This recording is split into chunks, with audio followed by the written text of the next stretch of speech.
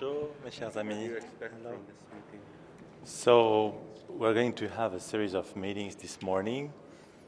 The one I wanted to underscore the importance of is the OOB on the humanitarian situation in Syria.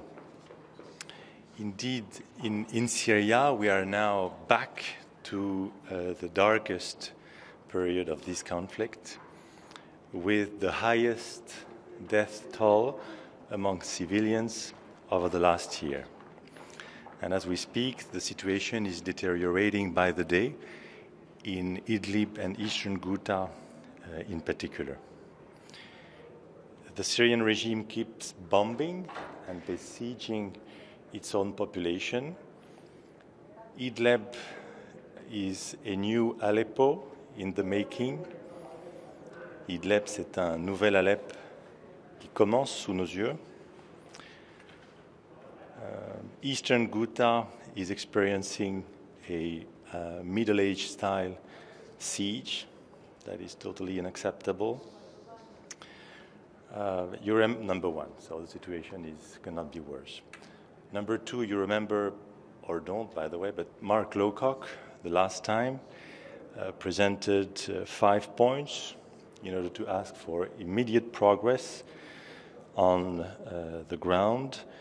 It will not come as a surprise if he reiterates these demands, but there's been no progress so far, and this is unacceptable. That's why France is calling for a strong reaction of the Security Council in order to call for an immediate ceasefire in Syria and a full and unhindered access to all people in need. In our views, this is the goal of the consultations we're about to have. Again, for two reasons, this call. Number one, because there is a new humanitarian tragedy unfolding before our eyes with a scope unknown over the last year. And secondly, because let's be clear about it, the stabilization of the situation in Idlib and eastern Ghouta must be an integral part of our efforts to give a boost to a political process in Syria. One cannot separate the situation on the ground with our efforts on the political front. That's why this call that we are requesting and this strong reaction of the Security Council that we are pushing for, in our views, is inseparable from the political efforts that we also push in order to give a boost to the political negotiations. That's what we call the need to put in place a neutral environment in Syria, enabling us to reach a political solution. Without this neutral environment, in other words, without a real stabilization of the situation in Idlib and eastern Ghouta, we believe a political process would be doomed to fail. Are you in a vicious circle because Russia is blocking any substantial product from the Security Council? The U.S. ambassador have been asking, why are we coming here all the time since you're not able to do anything? I agree with Nikki on this. I think, though, it's absolutely needed for the Security Council not to look away.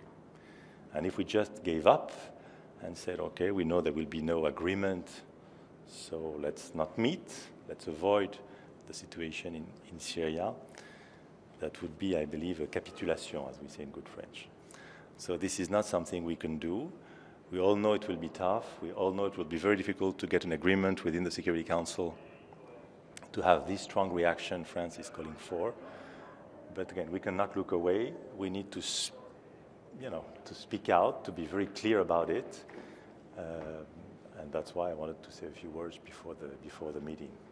Do I believe it will be easy? No. But it's an additional reason, in my views, to be very clear about it, including publicly, because what is happening is frankly a shame.